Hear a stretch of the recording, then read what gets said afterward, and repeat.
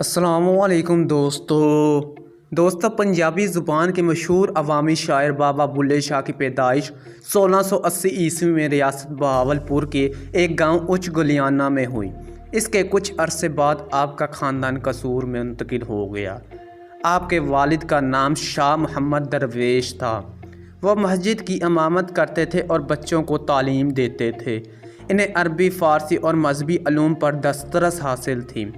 بابا بلے شاہ کا اصل نام عبداللہ شاہ تھا، جو بگڑ کر بلّہ شاہ اور بلے شاہ ہو گیا، اور وہ اسی نام سے مشہور ہوئے، اور یہی نام خاص و عام کی زبان پر گونجنے لگا۔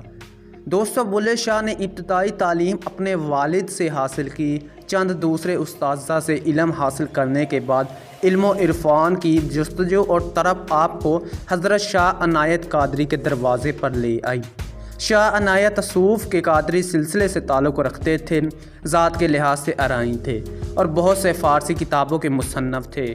وہ دوسرے صوفیہ کی طرح تارک الدنیا نہیں تھے، بلکہ کھیتی باڑی اور باغبانی کرتے تھے۔ قصور میں مقیم تھے، لیکن حاکم سے مخالفت کی وجہ سے لاہور منتقل ہونا پڑا اور پھر لاہور کے ہی ہو کر رہ گئے۔ بلے شاہ کا بچپن گاؤں میں مویشی چراتے گزرا۔ آپ جب شاہ عنایت کے مرید ہوئے تو اس پر بھی ان کی برادری اور ملاؤں نے ہنگامہ کھڑا کر دیا، کیونکہ آپ سید تھے لیکن شاہ عنایت ذات کے ارائیں تھے، جو کمتر اور گھٹیا سمجھی جاتی تھی۔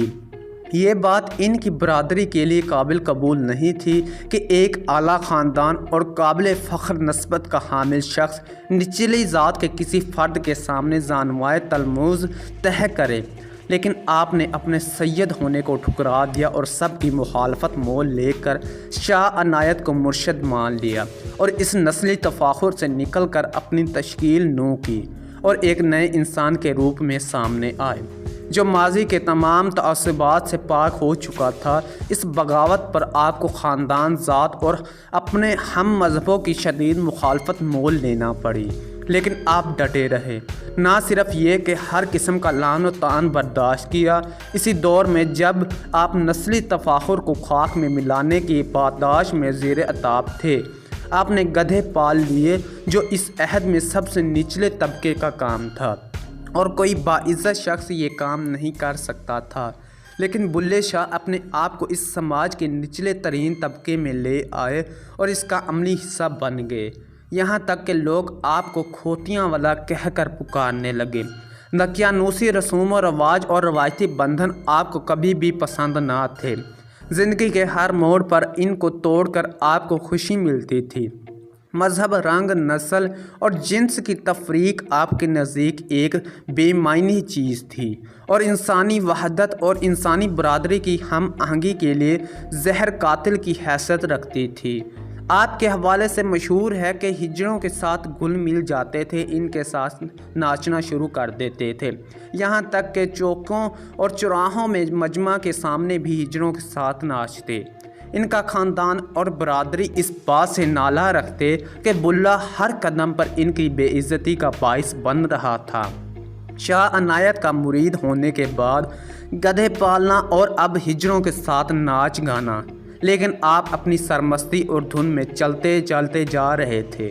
بلے شاہ سے قبل بھی شعراء نے مذہبی پیشواؤں کی چیرہ دستیوں کو ہدف تنقید بنایا ہے، لیکن جس بہادری اور جرأت اور دلیری سے بلے شاہ نے ان مذہبی ٹھیکیداروں کو رد کیا، اس کی مثال ملنا مشکل ہے۔ جس نے رام و رحیم کے قدیمی جھگڑے کو رد کر کے اصل مسئلے کی جانب توجہ دی اور اس تنازع کو بے معنی قرار دیا جو ملاؤں کا گھڑا ہوا ہے اور جس کا جدید عہد کے تقاضوں سے کوئی تعلق نہیں ہے۔ بلے شاہ کون ہے، اس بارے میں آپ نے خود شعری پروائی میں یوں اظہار کیا ہے: بلیاں کی جانا میں کون، نہ میں مومن وچ مستیاں، نہ میں وچ کفر دیاں رتیاں، نہ میں پاکاں وچ پلیتیاں، نہ میں موسیٰ نہ فرعون، بلیاں کی جانا میں کون۔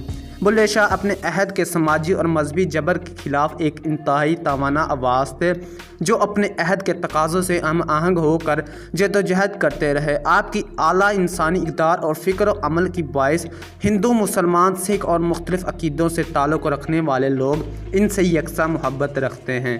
बुल्ले शाह की मौत के वक्त इनकी इनकलाबी फ़िक्र व अमल के बायस मलाओं ने इन्हें बरादरी के कब्रिस्तान में दफन करने की इजाज़त नहीं दी थी। इन पर कुफर का फतवा लगाकर इनका जनाजा पढ़ने से इनकार कर दिया था। वैसे भी बुल्ले शाह को इन मद्दारियों की इन बेहुदा रसूमात की ज़रूरत भी कहाँ थी। वो तो आज भी अपने करोड़ों अकीदतमंदों और मुद्दाहों के दिलों में ज़िंदा है। वो तो खुद कहता है, बुल्ले शाह असा मरना ना ही गौर पिया कोई होर। तो दोस्तों, आज की वीडियो कैसी लगी? अगर वीडियो अच्छी लगी तो वीडियो को लाइक कीजिएगा, और अगर आप हमारे चैनल पर नए आए हैं तो चैनल को सब्सक्राइब कीजिएगा।